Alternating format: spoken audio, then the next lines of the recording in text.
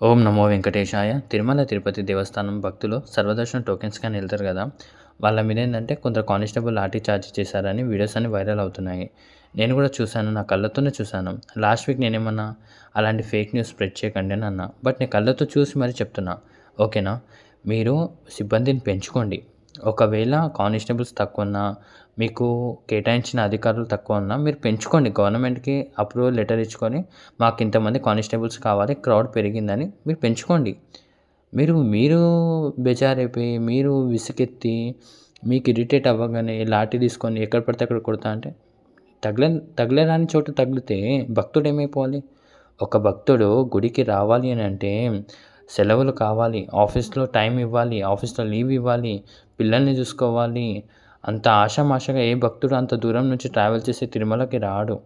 ఎన్నో కోరికలుంటాయి. ఎంతో ఆశ ఉంటుంది ప్రతి ఒక్క భక్తుడి వెనకాల. ఏదో మీకు క్రౌడేగా అనిపిస్తుంది. లోపట ప్రతి ఒక్క భక్తుడు తిరుమలకి వెళ్ళాలని ఎంత ఇష్టంతో వస్తాడో తెలుసా? అంత క్రౌడ్ ఉన్నా కూడా తట్టుకొనే వస్తాడు. ఎందుకు? దేవుడిని చూడాలని ఒక ఆశ. సంవత్సరం మొత్తం కష్టపడి, సంవత్సరం చివరిలో చూడడానికి ఇంత ఇష్టంగా వచ్చిన వాళ్ళ మీద దాడి చేయడం ఎంత కరెక్ట్? దయచేసి చెప్తున్నా ఇలాంటివి ఆపండి. మీరు సిబ్బందిని పెంచుకొని వాళ్ళకి గైడ్ చేయండి. ఒకవేళ టికెట్స్ లేవు అని అనుకుంటే ఆపండి. ఆపి గైడ్ చేసి అనౌన్స్‌మెంట్ ఆఫీషియల్‌గా ఇప్పించండి. అప్పుడే గదా! అన్ని విధాలా సరిపోతుంది. దయచేసి ఇలాంటివి చేయకండి. ఒకవేళ నేను చెప్పింది రైట్ అయితే మీరు తప్పు అని సరిగ్గా నాకు కమెంట్ చేయండి. ఓకేనా? ఓం నమో వెంకటేశాయ.